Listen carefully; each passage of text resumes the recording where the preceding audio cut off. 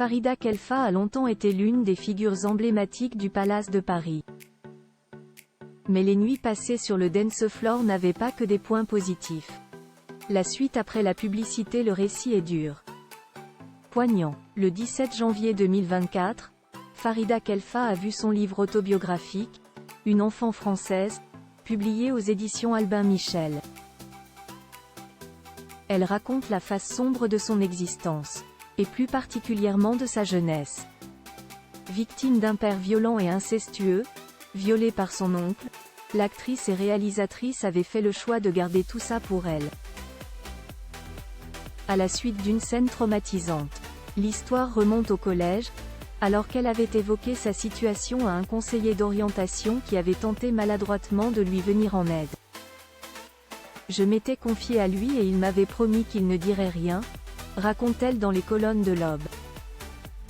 Or, 2 minutes plus tard, mon père était au courant et, le soir, il m'a fracassée comme jamais.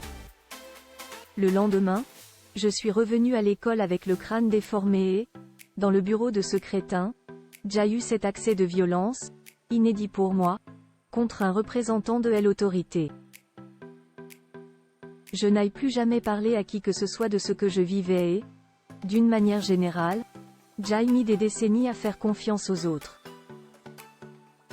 Farida Khelfa a fini par s'enfuir en direction de Paris, à 15 ans, à l'aide d'une sœur qui en avait fait de même. C'est là qu'elle a connu la folie de la nuit, notamment le dance floor du Palace. Et cette fâcheuse habitude d'y consommer de l'héroïne pour anesthésier ses angoisses. Sous zéro, tu n'as plus de problème.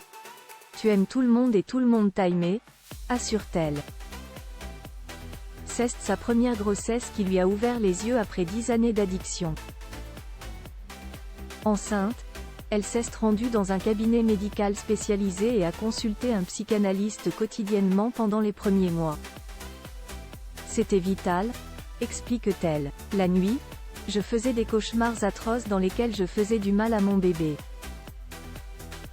Reproduire la violence sur lui a été la plus grande peur de ma vie. Elle dit souvent qu'elle a donné la vie à ses 2 fils, Omer et Ismaël, mais qu'ils lui ont rendu la sienne. Le mannequinat lui a permis de vivre, de sortir la tête de l'eau, mais cette profession la faisait profondément yèche.